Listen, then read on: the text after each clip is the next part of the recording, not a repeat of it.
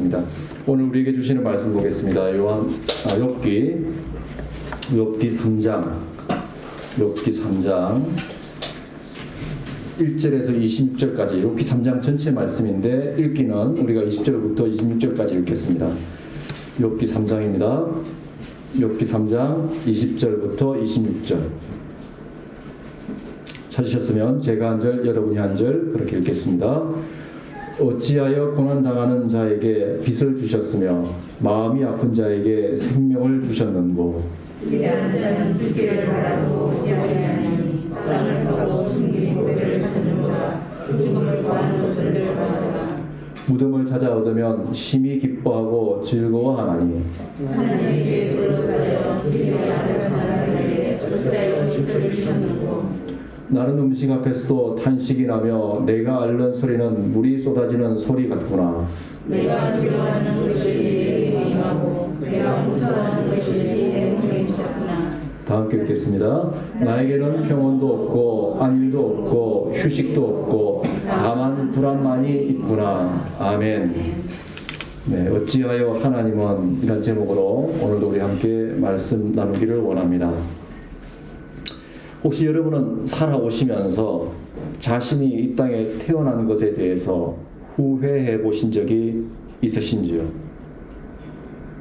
혹시 이렇게 자라가면서 또 어른으로 우리가 이렇게 성장해 가면서 차라리 내가 이 땅에 태어나지 않았더라면 더 좋았을 텐데 왜 나를 이 땅에 태어나게 해서 이런 부모, 때로는 이런 사람들, 때로는 이런 환경을 만나게 하셨는가라고 후회해 보신 적은 없으신지요? 세상에 태어나는 아이들은 부모를 선택할 수가 없습니다. 아마 여러분들에게 부모를 선택할 수 있는 권리가 주어진다면 아마 여기 계신 대부분의 분들은 어떤 부모를 선택하실 것 같습니까? 하나님 이 땅에 태어나게 하기 전에 여러분들에게 선택할 수 있는 권리를 줍니다. 1번, 이건희 회장처럼 화끈한 부를 가진 엄마와 아버지. 2번, 돈은 좀 없어도 성격이 아주 좋은 엄마와 아버지. 3번, 성격도 별로고 돈도 없는 엄마와 아버지. 4번, 그냥 혼자 태어나기. 여러분은 몇 번을 선택하실 것 같습니까? 솔직히 아마 여기 계신 분들 중에 1번을 선택하고 싶으신 분들 많으시죠, 그죠? 2번인가요? 5번이 빠졌죠. 믿음의 가정. 그런데 세상에 태어나는 모든 아이들은 부모를 선택할 수 없습니다. 자신이 어느 나라에서 어떤 환경에서 태어날 것인지도 선택할 수 없습니다. 그렇듯 우리가 세상을 살아가면서 많은 것을 선택할 수 있을 것 같은데 또 따지고 보면 우리가 선택할 수 있는 것이 또 별로 없습니다. 그게 삶이죠. 그게 인생이죠. 그러다 보니 의외로 선택할 수 없는 삶의 영역에서 우리는 어려움과 괴로움에 많이 부딪힙니다. 그게 사실 현실이죠. 때로는 너무 괴롭고 힘든 삶의 어려움에 직면했을 때 우리는 그 사실을 부인할 수 없습니다. 그게 인생이니까요. 그게 삶이니까요. 우리 장로님 여기 계시지만 장로님 이 땅 이렇게 살아오시면서 쉬운 길만 걸어오셨을까요? 우리가 인생을 살아가면서 인생의 대선배들을 만납니다. 70, 80, 90. 제가 지금까지 교회 목회 생활하면서 가장 연세가 많았던 분이 102세가 그랬거든요. 한번 물어봤던 적이 있습니다. 집사님 살아오시면서 어떤 인생 살아오셨습니까? 그랬더니 그랬더니 해방을 겪었고 6.25를 겪었고 4.19를 겪었고 쭉 이야기를 하시는 거예요. 그 얘기를 듣는데 단 한 번도 쉬운 세월을 보낸 적이 없으시구나라는 생각이 들었습니다. 오늘 말씀 속에요. 오늘 욥도 지금 아주 삶에 형언할 수 없는 극한의 고통 속에 있습니다. 삶의 어려움 중에 있습니다. 얼마나 자신의 삶이 어렵고 힘들면 오늘 1절에서 19절까지 말씀을 보면 욥이 자기의 태어난 날을 저주합니다. 그냥 부인하는 정도가 아니라 차라리 내가 세상에 태어나지 말았어야 돼. 차라리 내가 엄마의 태중에 있을 때 하나님께서 세상에 태어나지 못하도록 막아주시지 왜 나를 태어나게 하셨을까? 차라리 내가 세상에 태어나왔다 할지라도 그 어린 날 나를 숨지게 하시지 왜 하나님은 나를 이렇게 지금 이날까지 살게 하셔서 이 고통을 겪게 하시는가 하고 욥이 자기의 태어난 날마저 저주합니다. 얼마나 고통스러웠으면 자기의 태어난 날을 저주했을까요? 다른 사람들은 그 태어남을 기뻐했을 것입니다. 그 부모는 기뻐했을 것입니다. 환영했을 것입니다. 그런데 욥은 과거의 그 날을 저주하고 있습니다. 사실 지금도 우리 주변에는 이런 고통 중에 있는 사람들이 의외로 많이 있습니다. 우리의 가족들 중에도 있을 수 있습니다. 차라리 이 땅에 태어나지 않았더라면, 아니 내가 좀 더 일찍 눈을 감았더라면 이 꼴 저 꼴 보지도 않았을 텐데, 겪지 않아도 될 일을 겪지 않았을 텐데 라고 가슴을 치며 아파하는 사람들이 있습니다. 다른 사람들에게는 표현하지 못하지만 그런 사람들이 우리 주변에 의외로 가까이에 있고 우리 가족 중에도 있을 수 있습니다. 몇 해 전에 저희 큰아이 친구 하나가 스스로 생명을 버리는 일이 있었습니다. 저희 아이와 함께 이렇게 활동도 했던 그런 친구인데 어느 날 저희 아이가 그런 말을 하는 거예요. 아빠, 이상한 소문이 돌아. 갑자기 무슨 소문이? 내 친구 누구누구가 뛰어내렸대. 근데 아빠 거짓말일 거야 그러는 거예요. 왜? 그러면 그 아이는 그런 애가 아니야. 학교에서 보면 항상 밝은 애야. 항상 밝고 우리와 친하게 지내는 친구야. 그 애는 그런 일을 할 애가 아니야. 근데 얼마 안 있다가 카톡이 탁 오는 거예요. 친구의 이름이 떴습니다. 부고라고. 저희 큰아이가 굉장히 큰 충격을 받았죠. 그래 아이와 함께 장례식장을 갔습니다. 또래 친구들이 쭉 모였죠. 얼마나 가슴 아픈 일인지 모릅니다. 아무도 예상 못했던 일. 그 일이 있고 나서 이제 학교에서 아이들 집단 상담이 이루어졌죠. 그 친한 친구들을 따로 모아서. 근데 그 아이가 그렇게 하리라고 눈치챈 사람이 단 한 사람도 없었다는 거. 그 부모조차도 몰랐다는 거. 이 아이는 얼마나 괴롭고 삶이 힘들다고 느꼈으면 스스로 그런 선택을 했을까요? 이 아이를 통해서 우리가 정말 우리가 심각하게 받아들여야 할 것은 내 주변에 가까이 있는 사람들, 내 가족들을 안일하게 바라보아서는 안 된다는 겁니다. 내 자신도 마찬가지고요. 내 자신도 마찬가지고 자기 자신을 비롯한 내 주변에 있는 사람들에 대해서 안일한 태도는, 방관하는 태도는 어쩌면 위험을 스스로 만들어가는 우리의 어리석음의 삶인지도 모릅니다. 그렇다면 우리는 어떻게 해야 이런 가슴 아프고 괴롭고 힘든 인생길을 딛고 일어설 수 있을까요? 일어서게 도와줄 수 있을까요?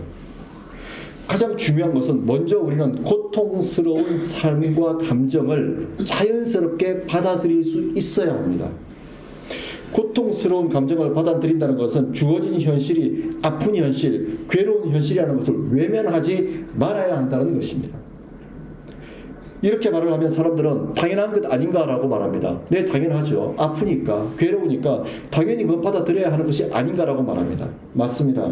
자연스럽고 당연한 것이기 때문에 받아들입니다. 그런데 어떻게 받아들일 것인가가 중요합니다. 사실 인생을 살아가면서 고난이 없다, 고통이 없다, 괴로움이 없다, 어려움이 없다, 거짓말입니다. 군대 제대했으니까 앞으로 내 인생은 이제 꽃길만 같을 거야. 착각입니다. 오히려 군대는 인큐베이터 같은 곳입니다. 보호받는 곳입니다. 세상은 그보다 더 힘듭니다. 더 힘듭니다. 가끔 유튜브에 보면은 조그만 아이가 나와가지고 인생 고민하는 장면들 있지 않습니까? 마치 인생을 오래 산 아이들, 어른처럼 아이가 고개를 숙이고 사는 게 힘들어. 어린 아이도 힘든 게 세상인데 어른은 얼마나 더 힘들겠어요. 그래서인지 모르겠지만 전도서 2장 17절 말씀해 보면 전도서 2장 17절 말씀해 보면 삶에 대해서 이렇게 표현합니다. 이러므로 내가 사는 것을 미워하였노니 이는 해 아래에서 하는 일이 내게 괴로움이요 모두 다 헛되어 바람을 잡으려는 것이기 때문이로다라고 말씀합니다. 자기가 사는 것을 미워하고 있답니다. 삶이 얼마나 힘들고 괴로우면 사는 것조차도 미워한다라고 표현했을까요? 그런데 우리는 이럴 때 정말 어떻게 받아들이느냐가 정말 중요한데, 감정적인 측면, 자연스럽고 감정적인 측면으로서의 괴로움을 받아들이는 것을 부인할 수는 없지만, 중요한 것은 사는 것 자체가 고통이 따르는 필연적인 것임을 이성적으로 받아들여야 한다는 겁니다. 이성적으로 받아들여야 한다는 겁니다. 이거 굉장히 중요한 사실이죠. 이성적으로 받아들이는 것과 감정적으로 받아들이는 것은 상황을 바라보는 태도가 다릅니다. 태도가 달라져요. 그죠? 감정적으로 받아들이면 어떻게 되겠습니까? 감정적으로만 나에게 주어진 모든 상황을 감정적으로만 수용하면 어떻게 될까요? 어떻게 될까요? 감정에 내 삶이 얽매이게 되고, 얽매임을 통해서 내 삶이 뒷걸음질 되어 있습니다. 특히 슬픈 감정이 그렇죠. 여러분, 마음이 굉장히 아프고 슬플 때 아주 슬픈 음악을 선택해서 골라서 들어보십시오. 슬픔이 줄어들까요? 늘어날까요? 늘어나죠. 또 마음이 정말 힘들고 괴로울 때 주변에 정말 힘들고 괴로운 사람끼리 만나가지고 힘들고 괴로운 걸 한번 서로 나누어 보십시오. 어떻게 됩니까? 누가 괴로움다 대해하고 있죠. 처음에 이만큼 가지고 얘기했다가, 아니야 난 이만큼 더 괴로워, 아니야 난 이만큼 더 괴로워, 난 이만큼 더 괴로워. 그래서 모아놓으면 어떻게 됩니까? 폭발해버리죠. 그래서 일어나는 게 뭐예요? 집단자살, 동반자살. 그냥 일어나지 말아야 될 일들이 그래서 일어나는 겁니다. 그래서 일어나는 겁니다. 그렇죠? 근데 우리는 이성적으로 받아들여야 합니다. 살아간다는 것, 앞으로 나아가는 삶을 산다는 것은 어둠과 밝음의 반복이라는 사실을 이성적으로 받아들여야 합니다. 그래서 인생은 어떻습니까? 좋을 때가 있으면 나쁠 때가 있고, 나쁠 때가 있으면 좋을 때가 있다는 이 단순한 삶의 원리를 이성적으로 받아들여야 한다는 거예요. 비가 온 뒤에 어떻습니까? 비가 그치죠. 해가 쨍쨍하다가도 비가 오죠. 이 모든 이치가 사람의 인생에도 똑같다는 겁니다. 좋을 때가 있으면 나쁠 때가 있고, 나쁠 때가 있으면 좋을 때가 있고. 여러분, 지나온 삶을 한번 되돌아보십시오. 날마다 이렇게 기쁨으로만 사셨습니까? 그렇지 않죠. 때로는 정말 바닥까지 떨어지는 아픔도 있었고 괴로움도 있었지만, 근데 또 살다 보니까 막 웃을 날도 오고, 크게 웃을 날도 오고, 크게 웃을 날도 있었지만 또 어떻습니까? 또 이렇게 힘들어서 내가 나라까지 떨어지는 듯한 고통 속에 있을 때도 있고. 사실 이렇게 살아오지 않으셨습니까? 그죠? 사실 이렇게 살아왔습니다, 우리는. 앞으로도 그럴 것이다라고 내 이성으로 먼저 당연한 삶의 과정이라는 것을 먼저 받아들이는 것이 굉장히 중요합니다. 이렇게 받아들이면 어떻게 됩니까? 어떻게 됩니까? 너무 좋을 때도 교만하지 않고 겸손해집니다. 삶에 대해서. 너무 삶이 어려울 때도 절망하지 않고 이 또한 지나가리라는 소망을 붙들게 됩니다. 그래서 하나님께서 우리에게 주신 이성을 주신 이유가 여기에 있습니다. 만약 우리에게 이성이 없다면 어떻게 될까요? 감정으로만 받아들이면 어떻게 될까요? 무너져버리죠. 삶이 무너져버리죠. 그 삶이 무너져버려서 나타나는 질병이 뭡니까? 우리 주변에 나타나는 병들, 우울증, 조울증, 깊은 감정의 병들이 그래서 나타나는 것이죠. 그래서 좋을 때와 나쁠 때를 잘 견디게 하시는 하나님께 대한 감사, 이 감사가 살아있는 것이 이성적으로 받아들일 때 가능하다라는 겁니다. 이성적으로 받아들일 때. 여러분 잘 아시죠? 2012년에 하나님 품에 안긴 강영우 박사, 동양인으로서는, 우리 한국 사람으로서는 거의 최초로 미국의 고위직에 올랐고 수많은 좋은 베스트셀러의 저자였고, 근데 그분이 앞을 못 보는 장애인이었습니다. 앞을 전혀 보지 못하는 분이었습니다. 거기에다가 부모 형제도 다 잃은 고아였습니다. 그럼에도 그는 한평생 하나님의 축복으로 참으로 복되고 감사한 한평생을 살아봤다고 고백합니다. 특히 그분이 마지막 삶이 우리에게 큰 감동을 주었죠. 췌장암 선고를 받고 병원에서 이야기를 합니다. 박사님, 한 달 남았습니다. 한 달 있으면 박사님은 돌아가십니다라는 선고를 받았습니다. 여러분이라면 그런 선고 받으면 어떤 마음 드시겠어요? 한 달이라고? 고작 한 달이라고? 하나님도 너무하시지. 이렇게 하려고 나를 지금까지 끌고 오셨나? 이렇게 우리는 고백할 수 있습니다. 그런데 이 강영호 박사님은 딱 한 달 남았을 때 하나님 앞에 감사기도부터 드렸다고 합니다. 마지막을 준비할 수 있는 여유를 주셔서 감사합니다. 그리고 아내에게 편지를 씁니다. 이분이 맹학교를 다닐 때 그 강용호 박사의 사모님 되시는 분은 그 맹학교에 자원봉사를 하러 오는 대학생이었다 그럽니다. 그렇게 만난 분이었거든요. 평생 남편의 그 손과 발이 되어 주셨던 분이거든요. 그러면서 그 아내에게 감사의 편지를 씁니다. 그리고 두 아들에게 너희와 같은 멋진 아들들을 만나게 해주신 하나님께 감사한다라고 또 편지를 씁니다. 여러분, 그분이 감사 편지를 쓴 것, 그분이 아내에게 감사하고 삶의 마지막을 감사하다라고 표현한 것, 인생이 형통하고 인생이 순탄스럽고 자기가 고위직에 오르고 모든 것이 다 잘 되었기 때문만 감사했을까요? 한번 상상을 해보십시오. 앞도 보지 못하는 사람, 부모도 없고 형제도 없고 이렇게 비빌 언덕이라고는 다 하나도 없는 사람이 살아온 그 세월이 얼마나 험난하고 고통스러웠겠습니까? 정말 자기가 태어난 날을 정말 저주하고 싶지 않았겠습니까? 왜 하나님은 나를 이런 모습으로 태어나게 하시고 하필 부모도 없는 이런 고아가 되게 하시고 왜 하나님 나를 이렇게 했습니까? 라고 하나님 앞에 얼마든지 불평하고 업소하고 자기 스스로의 삶을 감정에 묶어놓고 자멸할 수 있는 조건을 다 갖춘 사람이었습니다. 그런데 그는 그렇게 살지 않았습니다. 그렇게 살지 않았습니다. 그 비결이 바로 첫 번째가 이성으로 해석하고 받아들였기 때문이죠. 이성으로 하나님 안에서 하나님이 주신 이성을 가지고 자신에게 주어진 상황을 해석하고 받아들이는 것, 이게 매우 중요한 고난을 이기는 비결입니다. 이렇게 사람의 고통스러운 감정과 삶의 괴로운 여정도 인생의 한 부분임을 이성적으로 인정하지 않으면 우리는 감정에 휘둘리게 됩니다. 감정에 나를 올가매고 감정의 노예가 되게 만들 뿐만 아니라 우리를 향해 비추고 있는 구름 사이를 지나가는 밝은 달을 보지 못하고 어떻게 합니까? 먹구름만 따라가는 거예요. 먹구름만. 비가 내립니다. 비를 쏟아붓는 비가 막 내릴 때 바보는 어떻게 합니까? 먹구름 따라가면서 비 맞아요. 그러면서 비가 안 묻는다고. 그러면서 비가 안 묻는다고. 왜 이놈의 비는 멎지 않고 나한테만 내리는 거야. 먹구름 밑에 자기는 지나가면서. 똑똑한 사람은 어떻게 합니까? 그 자리에 가만히 있습니다. 저 구름 바람 불면 지나갈 거예요. 바람 불면 지나가면 해가 뜰 거예요. 근데 바보는 어떻게 해요? 계속 먹구름 밑에서 우선 쓰고 다닙니다. 먹구름 밑에서. 하늘에 떠있는 달을 보려면 어떻게 됩니까? 구름이 지나가기를 기다려야죠. 근데 어리석은 사람은 어떻게 합니까? 그 구름 밑만 또 쫓아다닙니다. 달이 없다고. 그러면서 뭐라 그럽니까? 달은 없어. 달은 없어. 달은 없어. 우리는 소비하지 말아야 됩니다. 삶을 소비하지 말아야 됩니다. 고통스러운 감정, 괴로움에 내 감정을 다 빼앗겨서 삶을 소비하지 말아야 합니다.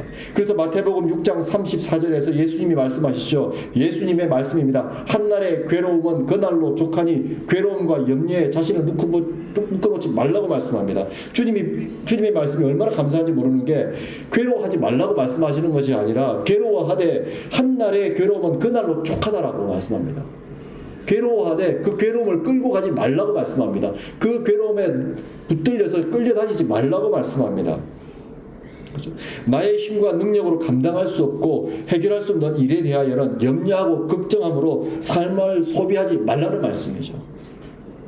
걱정해서 해결될 문제면 어떻게 하겠습니까? 걱정하죠. 염려해서 해결될 문제면 염려해야죠. 괴로워서 해결될 문제라면 괴로워해야죠. 근데 괴로워서도 해결되지 않을 문제, 염려해서도 해결되지 않을 문제, 걱정해서도 해결되지 않을 문제라면 걱정할 필요가 있습니까? 없습니까? 있습니까? 없습니까? 여러분? 없죠. 걱정이 문제 해결의 열쇠가 아니에요. 염려가 걱정 해결의 열쇠가 아니에요. 여러분. 그래서 고통스러운 감정, 삶의 괴로움에 나의 감정이 묶여있지 않으려면 이성적으로 받아들여야 하고, 두 번째 중요한 키워드가 뭐냐면 이 괴롭고 가슴 아픈 현실의 땅에 태어나게 하신 분이 하나님이라는 사실을 믿고 깊이 묵상해야 합니다. 여러분이 그냥 태어나신 것 같죠? 그렇죠? 그냥 태어나신 것 같죠? 그냥 태어났다고 생각하시는 분. 그렇죠? 오늘 말씀을 보면 분명 욥은 자신의 생일을 저주합니다. 고통스러운 감정을 가감없이 쏟아냅니다. 그러나 그가 부인하지 않는 중요한 한 가지 사실이 있는데 바로 하나님으로 말미암아 그가 이 땅에 태어났음을 인정하는 삶의 태도입니다. 우리 다 함께 4절의 말씀 함께 읽겠습니다. 오늘 주신 말씀 4절의 말씀 시작. 그 날에 고통하였으라면 하나님은 위에서 돌아오지 않으셨으라면 우리도 그 날을 미치지 않았으라면. 이 문맥 속에는 하나님이 때문에 내가 세상에 태어났다는 고백이에요. 하나님 때문에. 하나님이 나로 하여금 세상에 태어나게 하셨다라고 말씀하고 있는 겁니다. 우리에게 무엇을 교훈합니까? 우리들 자신이 그냥 생물학적인 방법에 의해서만 태어난 존재가 아니라는 사실이에요. 하나님의 계획, 하나님의 섭리 가운데 태어난 사람들이 저와 여러분이라는 사실입니다. 놀랍지 않으세요, 여러분? 세상에 많은 생명들이 태어납니다. 그 많은 생명들이 태어나는데 생물학적인 방법으로 그냥 태어난 것이 아니라 하나님의 섭리와 계획 가운데 우리를 태어나게 하셨다는 이 사실, 놀랍지 않으세요, 여러분? 저만 놀랍나요? 굉장히 중요한 사실이죠. 우리의 정체성의 근원이 무엇으로부터 비롯되는가? 내 삶의 의미와 내 삶의 존재가 무엇으로부터 비롯되는가에 대한 굉장히 중요한 단서를 우리에게 제공하고 있습니다. 예전에 주일학교에서 한번 그런 일이 있었습니다. 주일학교에서 이와 비슷한 설교를 한번 했던 적이 있는데, 아이가 집에 가서 엄마 아빠가 애한테 뭐라 했대요. 막 뭐라 하니까 애가 엄마 아빠한테 다 눈을 똑바로 탁 부릅뜨고 뭐라 하지 마세요. 그러니까 왜 그러니까 내가 알고 보면 하나님이 나를 태어나게 하셨는데 왜 함부로 대하세요? 주일학교 애가 탁 엄마 앞에 눈을 부르고 나한테 예의를 갖추세요 그랬대요. 내가 하나님으로 말미암아 태어난 사람이라고 애가 탁, 그 부모님이 되게 혼을 내려다가 정말 놀래가지고 그 부모님도 그 순간 마음속에 하나님이 우리를 이 아이의 청지기로 불러주셨지 내가 잘못 대하고 있었구나. 그 부모도 그 순간 깨달았다는 거예요. 그 순간 하나님의 음성을 들었다는 거예요. 우리에게 무엇으로 의미합니까? 우리의 태어난 것이 우리가 비록 어려운 환경에서 태어나고 내가 원하지 않는 환경에서 태어나고 내가 정말 다른 사람과 비교했을 때 열악한 환경에서 태어났다 할지라도 그 태어남을 디자인하시고 설계하시고 태어나게 하신 분은 하나님이라는 사실입니다. 그 이야기는 다 하나님의 계획이 있다는 이야기예요. 하나님의 섭리가 있다는 이야기입니다. 그죠? 그래서 우리는 이 땅의 모든 생명들, 하나님께서 특별히 허락하신 사람은 하나님의 목적과 방법으로 이 땅을 내딛게 된 신비로운 존재입니다. 지금 여러분 양옆에 앉아 계신 분들 다 신비로운 분들이에요. 한번 살짝 쳐다보십시오. 얼마나 신비롭습니까? 하나님의 계획 속에 하나님께서 디자인하셔서 이 땅에 태어나게 하신 저와 여러분. 그렇죠? 그러므로 우리가 겪는 삶의 고난과 괴로움은 내가 태어났으므로 마주하게 된 것이지만 이 또한 하나님의 부르심 가운데 있는 삶임을 인정할 때 우리 감정 너머에 계시는 하나님의 도우심을 구할 수 있습니다. 그래서 통계적으로 보면 신앙이 있는 사람들이 어려움과 위기를 극복하는 그 비율이 굉장히 높더라고요. 심리학자들이 그런 말을 해요. 심리학자나 정신의학자들이 보통 사람들하고 상담하고 말할 때 나중에 그런 결론을 많이 내던진다고 합니다. 신앙을 한번 가져보세요. 어떤 종교든 좋은지 신앙을 한번 가져보세요라고 권한대요. 그렇게 권하는 이유가 있답니다. 왜냐하면 똑같은 질병을 알아도 신앙이 있는 사람과 없는 사람의 극복하는 수준이 다르다는 겁니다. 치료되는 수준이 다르다는 거예요. 사랑하는 성도 여러분, 괴롭고 힘들 때마다 삶의 고통이 나의 마음을 짓눌러 나의 발목을 붙잡아 어둠으로 끌어내리려 할 때마다 나의 태어남을 저주하고 싶을 만큼 괴로울 때마다 기억하십시오. 이 땅에 저와 여러분을 태어나게 하신 분이 하나님이심을 기억하십시오. 어머니의 어두운 태중에서도 우리를 돌봐주신 하나님이 삶의 어두운 순간에도 우리를 돌보고 지켜보고 계심을 기억하십시오. 계속해서 20절과 23절의 말씀 함께 읽겠습니다. 20절, 23절. 20절 시작. 어찌하여 고난당하는 자에게 빛을 주셨으며 마음이 아픈 자에게 생명을 주셨는고. 네, 23절 읽겠습니다. 시작. 하나님께 빌어싸여 우리가 받은 사람에게 어찌하여 빛을 주셨는고. 무슨 말씀입니까? 자, 24절에서 26절까지의 말씀을 보면 욥의 형편은 지금 고통스러운 탄식, 두려움, 불안함으로 가득 차 있습니다. 욥의 삶 속에 하나님이 없기 때문에 탄식으로 두려워하고 불안해하는 것이 아닙니다. 욥에게 주어진 삶이 그만큼 힘들고 단 한순간도 앞을 내다볼 수 없는 절벽 끝에 서 있는 심정이었기 때문에 그는 탄식할 수밖에 없고 괴로워할 수밖에 없고 두려워할 수밖에 없습니다. 그럼에도 불구하고 욥은 하나님을 향한 믿음의 소망을 가지고 있습니다. 20절의 말씀을 보면 욥은 하나님에 대해서 이렇게 표현합니다. 고난당하는 자에게 빛을 주시는 하나님, 마음이 아픈 자에게 생명을 주시는 하나님이라고 말씀합니다. 23절에서는 길이 아득한 사람에게 빛을 주시는 하나님이라고 말씀하고 있습니다. 이것이 의미하는 것은 비록 욥이 삶의 형편에 눌려서 평안을 잃었고 불안과 두려움 속에 탄식하고 있지만 그의 마음속 깊은 곳에서는 하나님을 갈망하고 있음을 의미합니다. 하나님으로부터 비롯되는 생명의 빛을 갈망하고 구원의 빛을 소망하고 있음을 의미합니다. 성경은 하나님에 대해 다음과 같이 말씀합니다. 시편 18편 2절의 말씀입니다. 여호와는 나의 반석이시오 나의 요새시오 나를 건지시는 이시오 나의 하나님이시오 내가 그 안에 피할 나의 바위시오 나의 방패시오 나의 구원의 뿌리시오 나의 산성이시로다. 하나님에 대해서 어떻게 말씀하고 있습니까? 나의 반석, 나의 요새, 나를 건지시느니 나의 하나님, 나의 피할 바위, 나의 방패, 나의 구원의 뿔, 나의 산성. 여러분, 우리 삶이 평안하면, 어려움이 없으면 이런 하나님이 필요합니까? 안 필요합니까? 날마다 잘 되는데요. 날마다 평안한데요. 하는 일마다 다 열리는데요. 우리 삶에 아무 어려움이 없다면 굳이 성경에서 하나님을 이렇게 표현할 이유가 없죠. 그런데 성경은 하나님을 반석이요, 요새요, 피할 바위요, 방패요, 구원의 뿌리라고 말씀하시는 이유는 우리의 삶이 그만큼 어떻다는 이야기입니까? 어렵다는 이야기죠. 쉽지 않다는 이야기죠. 하나님이 필요할 이유가 있다는 말씀이죠. 그러나 이 땅에서 삶이 녹록지 않고 우리에게 늘 기쁜 삶만 있는 것이 아니라 가슴 찌며 아파할 때도 있지만 때로는 고아처럼 버려질 듯 깊은 수렁 속에 빠질 날도 있겠지만 우리의 반석이시고 방패이신 하나님이 반드시 우리를 구원하실 것이다라는 말씀입니다. 그 하나님을 지금 욥은 갈망하고 있는 것입니다. 그 갈망이 우리에게 있어야 할 줄로 믿습니다. 그 하나님을 향한 갈망이 우리 안에서 끊임없이 샘솟아야 할 줄로 믿습니다. 그죠? 우리가 살아가고 있는 현실이 바다와 같지 않을까라는 생각을 해봅니다. 그죠? 바람이 불지 않고 날이 좋을 때는 바다가 잔잔할 때는 어떻습니까? 잔잔할 때는 낭만적이죠. 정말 낭만적이죠. 근데 바다가 언제 그랬다는 듯이 그 배를 집어 삼키고도 큰 파도를 만들어내면 어떻습니까? 정말 어렵죠. 근데 그때 파도를 읽을 줄 아는 사람과 읽을 줄 모르는 사람의 길은 확연히 달라집니다. 제가 아는 목사님 중에 예전에 큰 외항선 선장을 하셨던 목사님이 계세요. 오랫동안 그분 말씀으로는 북한 빼고는 다 돌아보셨대요. 북한 빼고. 근데 그분이 그런 말씀을 한번 하시더라고요. 배를 항해할 때 제일 중요한 게 파도를 읽을 줄 알아야 된다고 그러시더라고요. 그러면서 하시는 말씀이 파도를 잘못 읽으면 그 큰 배도 뚝 부러져 버린대요. 그래서 배에 선장이 있는 이유가 그래서 있답니다. 파도를 보고 키를 몇 도 돌려라, 속도를 줄여라, 속도를 올려라 라고 말할 때 파도를 피하는 길을 찾기 위해서 그렇게 한다는 거예요. 우리 인생도 마찬가지입니다. 우리 삶도 마찬가지입니다. 파도를 탈 수 있어야 합니다. 파도를 탈 줄 알아야 합니다.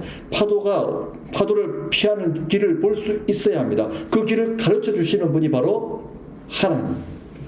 그 하나님이 우리 안에 계시고 우리 속에 계시고 그 하나님을 갈망할 때 하나님은 때가 되면 우리에게 피할 길을 열어주신다는 사실을 우리는 믿어야 합니다. 근데 그게 감정으로 믿어지나요? 아니요. 이성으로 믿어야죠. 이성으로 믿고 그 이성으로 믿은 믿음을 내 가슴으로 끌고 내려와야 합니다. 욥에게도 이런 믿음이 있었기에 그의 입술에서는 자기 삶에 대한 탄식과 두려움, 불안감이 쏟아져 나왔지만 하나님을 끝까지 부인하지 않았던 것입니다. 하나님을 끝까지 저주하지 않았던 것입니다. 사랑하는 성도 여러분, 힘들고 어려울 때 우리가 반드시 떠올려야 하는 분이 계십니다. 바로 예수님입니다. 예수님은 우리가 이 땅에서 겪어야 하고 경험해야 할 아픔과 슬픔, 억울함, 모든 고통스러운 감정, 괴로움을 다 감당하셨던 분입니다. 그 삶의 여정 속에서 우리에게 보여주신 일관된 예수님의 모습은 고통과 괴로움은 유한하나 하나님 나라는 영원하다라는 믿음의 모습을 우리에게 보여주셨습니다. 참고 견디면 반드시 지나가는 것이 인생의 고통과 괴로움이라는 사실을 우리에게 가르쳐 주셨습니다. 우리가 믿는 하나님은 반드시 마지막에 승리하게 하신다는 사실을 보여주셨습니다. 사랑하는 성도 여러분, 힘들고 어려울 때 괴롭고 아플 때 아프다고 말하고 힘들다고 말하고 어렵다고 말하는 것이 믿음이 없는 것, 죄가 아닙니다. 오히려 아프고 힘든데도 불구하고 그렇지 않은 척 하는 것이 위선입니다. 오히려 현실을 인정하지 않으려고 도피하는 것입니다. 힘들고 어려울 때, 아프고 괴로울 때 표현하는 것이 성경적입니다. 표현하시되 그럼에도 불구하고 우리를 반드시 구원하실 하나님을 소망하십시오. 소망하십시오. 힘들면 힘들다고 말씀하셔야 돼요. 교회는 그래서 존재하는 겁니다. 교회는 그래서 있는 거예요. 교회 와가지고 지난 일주일 동안 너무 힘들었는데도 안 힘들었던 것처럼, 나는 거룩한 것처럼, 다 이겨내는 믿음의 사람인 것처럼 흉내내실 필요가 없어요. 아프면 교회 와서 장로님에게, 권사님에게, 집사님에게, 나보다 신랑에 연륜이 있고 경륜이 있는 분들에게, 집사님 저 너무 힘들었어요. 너무 아팠어요. 너무 괴로웠어요. 기도해 주세요. 저를 위해서 기도해 주세요. 함께 이겨 나갈 수 있도록 도와주세요. 이게 교회여야죠. 이게 믿음의 가족들이어야죠. 그렇게 함으로써 우리는 어떻게 해야 됩니까? 나를 구원하실 하나님, 이 괴로움과 이 두려운 세상 속에서도 끝까지 나를 지켜주실 그 하나님을 갈망하는 거예요. 신앙은 어떻습니까? 나눌수록 커집니다. 나눌수록 커집니다. 사랑하는 성도 여러분, 믿으십시오. 이 땅에 저와 여러분을 태어나게 하신 하나님을 믿으십시오. 우리는 그냥 태어난 것이 아니라 하나님의 계획 가운데 태어났고, 나를 태어나게 하신 그 하나님이 지금도 오늘도 내 손을 붙잡고 계시며, 내 삶의 모든 형편을 다 헤아려 알고 계시며, 이 또한 지나가게 하실 것임을 믿으시기 바랍니다. 성경은 우리에게 말씀합니다. 이스라엘이여, 너는 행복한 사람이로다. 여호와의 구원을 너같이 얻은 백성이 누구냐? 그는 너를 돕는 방패시여 내 영광의 칼이시로다. 내 대적이 내게 복종하리니 내가 그들의 높은 곳을 밟으리로다. 마지막 날에 어떻게 한다고 말씀합니까? 그들의 높은 곳을 밟게 하겠다라고 말씀합니다. 신명기 33장 29절의 말씀이죠. 이 말씀 중에서 오늘 제일 가슴에 와닿는 말씀이 너는 행복한 사람이로다. 너는 행복한 사람이로다. 여호와의 구원을 너같이 얻은 백성이 누구냐? 너같이 얻은 백성이 누구냐? 성도 여러분, 이 하나님이 오늘 신명기 33장 29절에서 말씀하는 하나님, 그 하나님이 우리 삶의 자리 가운데서 실제 살아서 역사하는 하나님이기를 간절히